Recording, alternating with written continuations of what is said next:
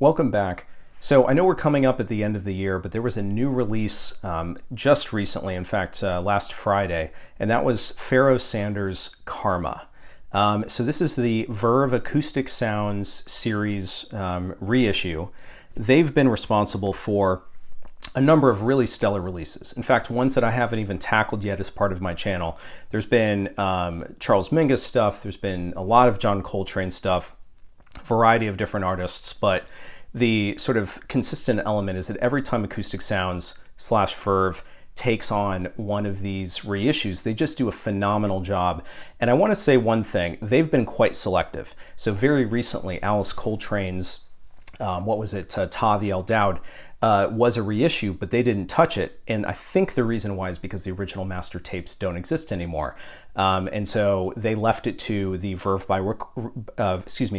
Request label. So what Acoustic Sounds decides to tackle seems to be situations where there are the original master tapes and they sound great and they can do something with them.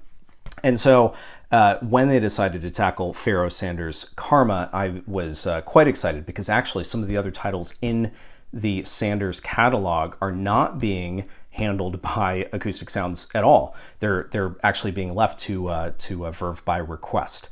And so anyway, I had to hear it, even though I have the original of Karma and I love it. It's a fantastic album. In fact, it was the first album that I decided to spin after Sanders' death earlier this year. So I'm a huge fan, and you know I don't buy duplicate albums of every release, but in this situation, obviously had to make an exception, which seems to be a growing exception that I continue to do every so often. So anyway, today's topic is Karma, and how does this new Acoustic Sounds reissue compare to the original? All right, so a bit about this album just kind of up front in terms of the actual physical release. So as I just showed you, this is what the cover looks like. This is what the original looks like. Very subtle differences, right? So if you can tell right here, you've got like an ABC logo versus not the ABC logo. I assume that's because, well, today ABC is no longer involved and they didn't want to replicate the ABC logo when they're not involved with the release.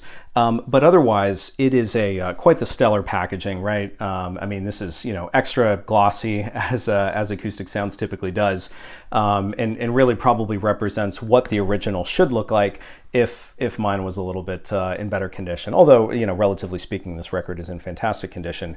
So take a quick look at the gatefold. I don't need to show you the original. It's the exact same, but this is what the gatefold looks like.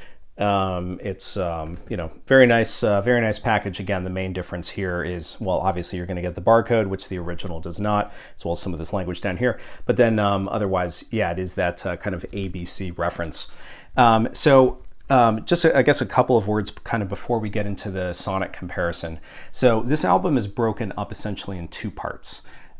So there is, if you look at the track listing, it's going to seem like there's 3 songs. There's actually just 2. So the 2 songs are The Creator Has a Master Plan, that is the song title, and it is split up into parts 1 and 2. Part 1 is on the first side, part 2 is on the second side, but them together are essentially a single continuous track that is just under 33 minutes. And so ideally you would be in a situation where you're actually listening to the 2 together. There isn't a natural break in the middle. They do the best they can, I think, for this particular, for the album, for the limitations of the album, but it's supposed to be a single track that is just under 33 minutes. And then finally, there is a pretty brief track at a little over 5 minutes, and that track is called Colors. That's the last bit of side 2. So actually these two tracks have different lineups. And so I guess I'll mention that briefly. So obviously you're going to have Pharoah Sanders, you have Leon Thomas, who is a vocalist, also offers some percussion. You have Lonnie Liston Smith, who is on piano on both of these tracks. And you have Julius Watkins, who plays, I believe, just French horn. Sometimes he plays other instruments. I think he's just on French horn here. So then there is a little bit of a difference. So on The Creator Has a Master Plan, you have James Spalding, you have Richard Davis, Billy Hart, and Nathaniel Bettis. again, on the Creator Has a Master Plan. And then on colors, you have Ron Carter and Freddie Waits on that album. So a little bit more sparse, but that essentially is the instrumentation. So the mood of this album, I would say, is multifaceted. So I know that a lot of folks, when they think about Pharoah Sanders, they think about this sort of spiritual jazz kind of thing. But it's not as simple as that. There's a lot going on this album, even within the context of that primary track, that 33-minute track. So there are meditative elements that remind me of A Love Supreme, and in many ways this album is in reaction to A Love Supreme. That's not my take. That's even sort of the musician's intent here, I think, is a reaction to and sort of a follow-up to A Love Supreme.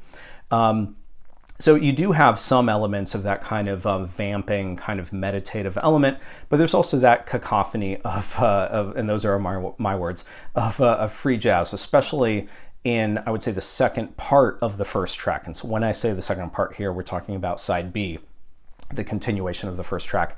I would say it doesn't feel as much like free jazz in places because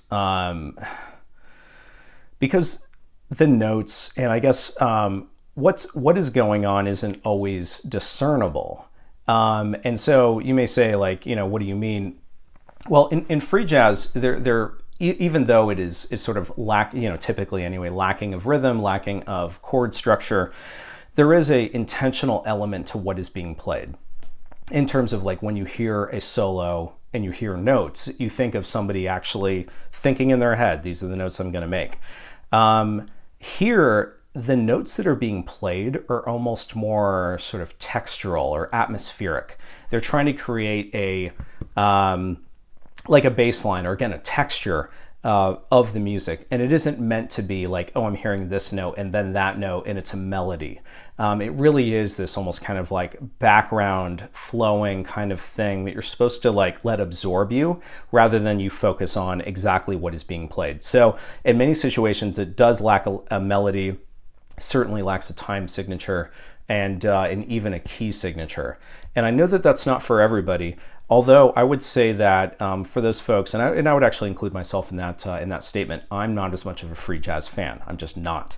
And I've played it before, and I've certainly listened to a lot of it, and I have studied it. And it's not what I want to listen to. And so, you can tell me that I don't get it, but I've certainly given it a chance, and it's not my preferred music that I want to listen to. And yet I actually find there to be a lot that I really enjoy with Pharoah Sanders' music, really across all of his albums. In fact, there's like a few musicians I think that I would say, some would say, are in the sort of free jazz space, although Pharoah Sanders is still on like kind of the periphery. He does many things, but there's only really a few musicians who I would say that I just enjoy immensely, almost everything they do, that are also kind of doing some free jazz stuff. So, topic for another video, but the sneak peek of that, I suppose, is Pharoah Sanders, certainly Marion Brown and Don Cherry, I would say, are the three that come to mind most. So in any event, even though I would say I'm not the sort of the resident expert on this genre, specifically, I have processed a lot of Pharoah Sanders' music, and I do enjoy it quite a bit. All right, so as I often do, I'm going to start out talking about the original pressing, and I'll make some statements, and then I'll kind of talk about the reissue, which is very much in relationship to what I say about the original pressing. So again, here's the original pressing. As I said before, it's basically undiscernible, indiscernible, but which is a good thing, minus that the ABC logo. So what I would say about this is that the opening, I think anybody who's heard this album know that there is this like really beautiful, really impactful, sort of affecting solo that Pharoah has right up front. And in some situations with this genre of music, I call it an invocation. And so I think it probably is more appropriate on some of Alice Coltrane's stuff, but essentially that is like, it's the opening. It's like accessing these like higher powers that a lot of these that a lot of these musicians are attempting to do through their music, because they believe that that they are a vessel for this sort of creator to be able to speak through and for them to speak to, and so that is an element that is consistent across a number of musicians in this genre, and I've mentioned that before in one of my recent videos. And so how that sounds here. Pharoah has this like very shrill sort of sound. He puts a lot of air through his saxophone, and not all of it is meant to actually produce very pleasant sounding tones. When you hear his music, it has this shrill tone, because he's forcing air and not all of it's going through his horn. When I'm a trumpet player, we call that laser tone, where you're letting air out and it offers this kind of specific quality to your tone that, that makes it feel like air is escaping a little bit, and it offers this kind of harshness to it. And Pharoah did that intentionally. So there is miscellaneous percussion as he is playing this initial solo, in terms of bells and sort of a cascading piano line with like a flute that goes over top of it. And once he is done, this is where, if you haven't heard this album before and you have heard A Love Supreme, you're going to start to hear parallels.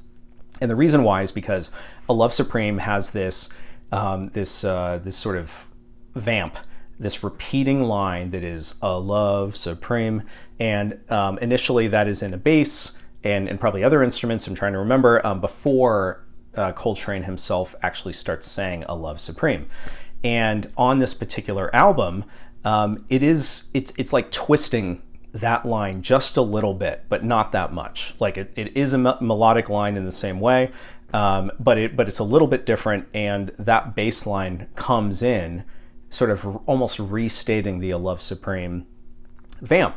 And you again have these miscellaneous instruments that sort of go over it.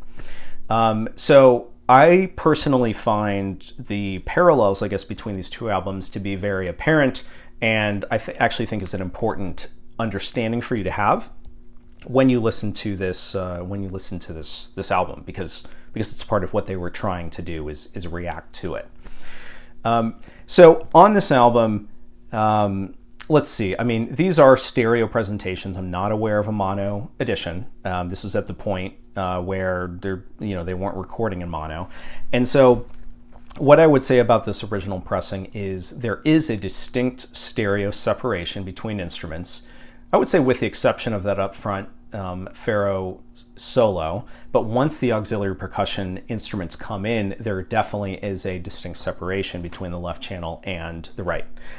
There is not a noise floor particularly, which I think is a product of, again, when this album was recorded, better techniques.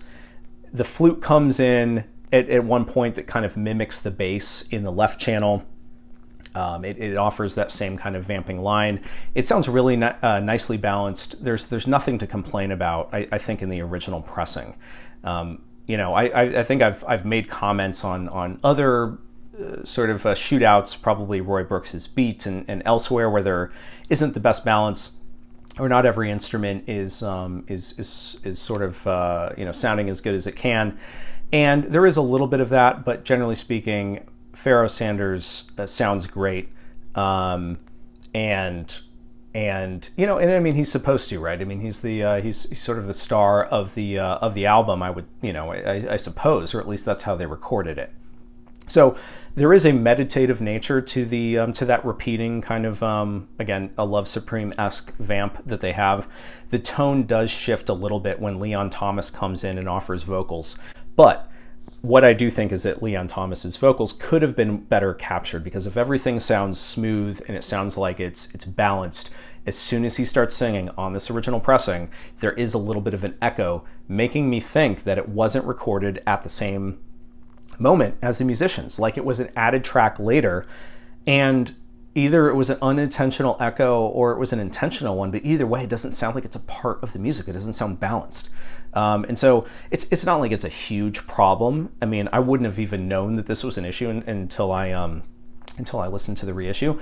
But because I heard it and I noticed it, I wanted to mention it. When he starts to enter and kind of offer these sort of vocalizations, Julius Watkins' French horn is providing some accents.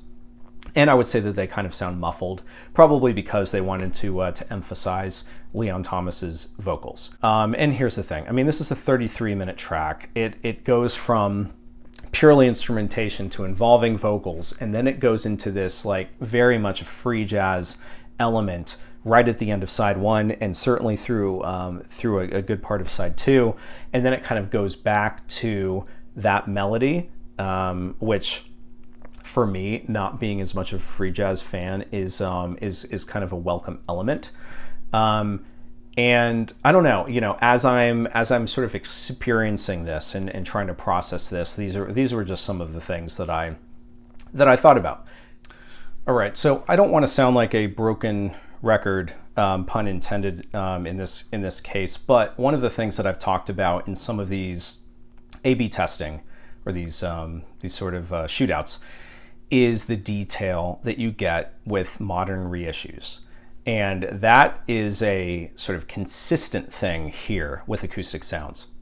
And so I guess I can't be a broken record because this is the first time that I've talked about Acoustic Sounds in terms of a shootout. And I think this is a great example actually to talk through.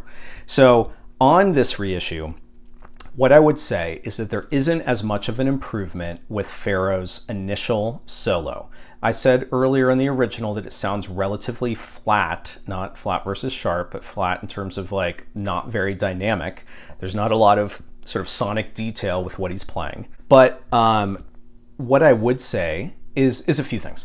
So his dynamics are more apparent. He does this kind of fluttering thing at various points where he's taking a note that goes from like soft to loud, then soft to loud, where it is very apparent. In fact, to such an extent that I didn't even notice it on the original pressing. Otherwise, I would say there isn't that much difference between his playing specifically.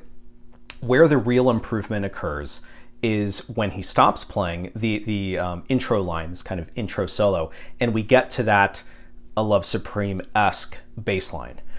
Here, there's so much auxiliary percussion that comes in, really out of both channels, and you start to get a lot more stereo separation between the individual instruments. Sorry, I actually just misspoke. You get more stereo separation in terms of left and right channel, but you get more separation between instruments even within the channels.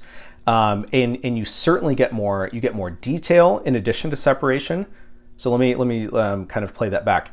When I say separation, I mean you can actually hear individual instruments, individual percussion instruments better, more clearly, rather than them kind of combining and making this sort of, I don't know, combined sound that it's hard to be like, oh, is that still the bells, or is that like a shaker? Like, what's going on?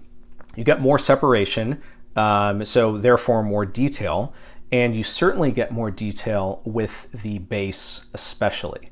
So I feel like when I hear the bass play, there's a little bit of vibrato, and so when a bassist is playing a note, when they're plucking a string or holding a finger on a string, because they're plucking down here and they're holding a finger on a string up top, they'll kind of like move it a little bit, and that produces a vibrato. Okay, and so you get a lot more detail around the bass and that vibrato, specifically with this reissue. And I went back and I listened to it, and yeah, I could kind of hear it in the original, but the fact that I noticed it for the first time on the reissue, I think is telling. So I've said otherwise that in other shootouts that the leader is generally captured and presented quite well with original pressings, and I think that's the case here.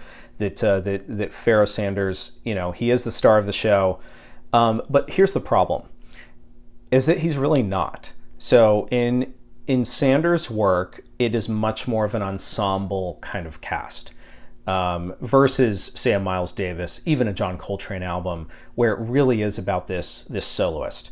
Pharoah Sanders' work is about the group. It's about the ensemble, and there's so much that goes on when he isn't playing that is incredibly important. You can't just have the leader sound great and have everybody else kind of be in the background. And so it sounds like, to me, that they were trying to prioritize Pharoah Sanders to some degree on the original pressing, and on this reissue, they really made these other musicians shine much better than they did on the original. So what I mean by that, I suppose, is that they're brought more forward, and again, more detail, more separation between these instruments. So a couple of other quick notes.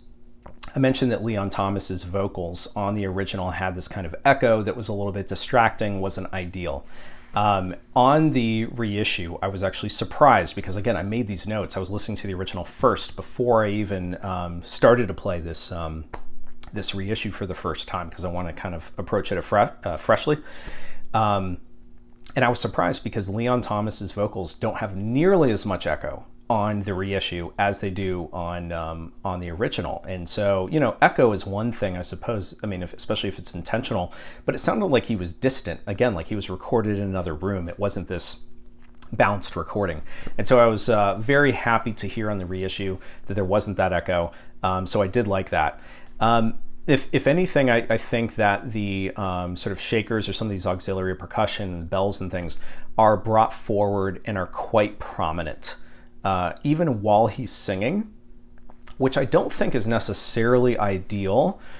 So at the same time that I say that it's good that he sounds better balanced, but it's almost like when they brought him forward, they also carried forward some of these auxiliary percussion and made them a little bit too sort of hot in the mix. So, you know, it's not a problem. I mean, it's not really something to complain about, but it is something that I noticed that, you know, maybe in an ideal situation, they would have just brought him forward and also pushed back a little bit of some of the, again, of some of like the bells and auxiliary percussion. So all of those statements that I've said so far are about the first track. And it's hard not to focus on that first track because it's 33 minutes and the second track is 5 minutes. Right, so it's like, you know, what am I really going to say about the final track, which is titled Colors? What I would say, though, is that final track is great. It is quite optimistic in feel. Leon Thomas doesn't do as much of his yodeling here. It's more of a sort of straight ahead singing kind of thing.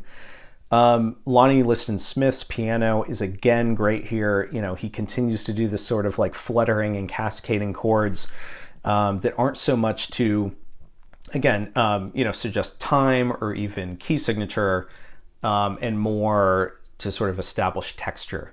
And so I think it is a good companion piece. It is a little bit of a, you know, sort of weird element to have right at the end. And so I almost think of this album not in terms of 2 songs, but just in terms of like, you know, here's the majority of the first part of the album, and then there's this kind of like optimistic tone that it leaves you with at the end, rather than thinking about these 2 tracks as like independent things.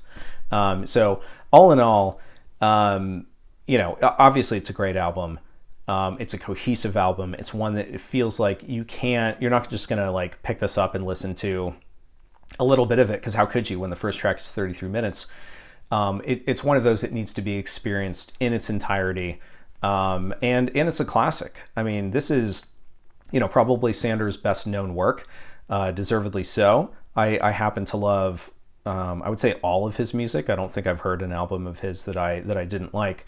And so the fact that Acoustic Sounds decided to tackle this as part of their series, in addition to some of these other stellar recordings that they have decided to take on, I think is amazing. I mean, I think anybody who hasn't heard this album needs to buy this reissue, or even if you have heard it and you're wondering like what edition to get. I mean, here's the thing. I'm not going to sell my original because I love to collect original pressings, but if I'm going to tell you which one sounds best, and on a hi-fi setup, which one sounds best, it's the reissue. It is. I mean, they just did such a stellar job of taking everything that was in that master recording and making a better presentation of it, right? They're not changing the album. And there have been situations where labels have changed an album and made it sound differently for a reissue. This isn't one of them. All they've done is they've made it sound better. They've accentuated elements, and they've made it even better balanced. you know, with some of the perhaps subtle exceptions that I've referenced already. But all in all, nothing to complain about. I mean, fantastic album. And if I'm thinking about some of those that I still have on my shelves from the Acoustic Sounds series, where I also have the original, Black Satan, the Sinner Lady is one example. Not going to sell either, right? Some of those Coltrane titles, but certainly this edition of Karma, I don't think I could part with either of them. And honestly, I'm probably going to give the reissue probably more spins, right? So that I don't cause additional wear, I suppose, on my original. All right, so that's it. I think it's pretty cut and dry. Appreciate your attention. Please hit subscribe. Go, you know, consider buying this album if you see it in a store. I think it's a worthwhile investment. And yeah, I've got a couple of other videos that I'm hoping to post over the coming like week or two, I suppose, before the holidays. So keep an eye out for that. And I will see you next time.